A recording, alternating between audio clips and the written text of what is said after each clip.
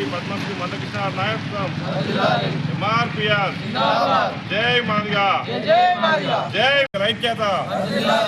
30 సంవత్సరాలుగా మాదిగా రిజర్వేషన్ పోరాట సమితి తరపున పోరాటం చేయడం జరిగింది.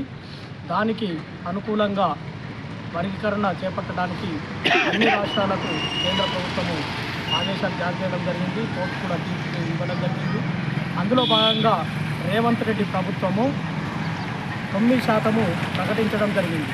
కానీ జనాభా లెక్క ప్రకారము 11% రావాల్సినటువంటి రిజర్వేషను 9%కే వాళ్ళు నిర్ణయించడం జరిగింది. కాబట్టి మందకృష్ణ మాదిగ గారు మళ్ళీ తన ఆవేదనను వ్యక్తం చేయడం జరిగింది. మాకు మా జనాభా లెక్క ప్రకారం 11% కంపల్సరీగా కావాలని, అది ఇచ్చేంత వరకు మా పోరాటం ఆగదని ప్రతి మండలంలో కూడా నిరాహార దీక్షలు చేపట్టడం జరిగింది. వారికి మద్దతుగా సాంఘీభావం తెలపడానికి మేము బీజేపీ పార్టీ తరఫున కూడా మేము వారికి సాంఘీభావం తెలుపుతున్నాము. ఖచ్చితంగా రేవంత్ రెడ్డి ప్రభుత్వము ఖచ్చితంగా వాళ్ళ జనాభాకు తగ్గట్టుగా రిజర్వేషన్ ప్రకటించి న్యాయం చేయవలసిందిగా కోరుతున్నాము.